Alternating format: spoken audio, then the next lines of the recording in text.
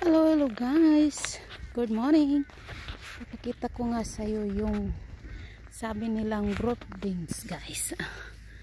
Yan po yung beans, broad beans. Ayan, medyo matamis po siya guys. Look, ang dami niya expensive po yan dito, pero masustansya po. Ayan. Ina-harvest lang po ito once a week. Dito sa aming tinatrabahuan guys. Ayan. Ayan. Ayan po, medyo mahaba po. Malawak. Tingnan mo.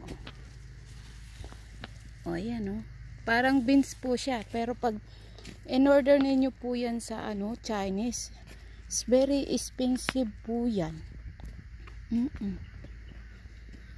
Ayan po. Ayan. Ito yung tinatawag nila. Mamitas tayo ng isa.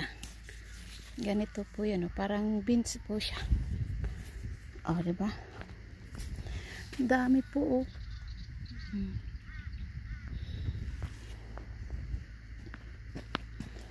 medyo malalaki na nga po siya.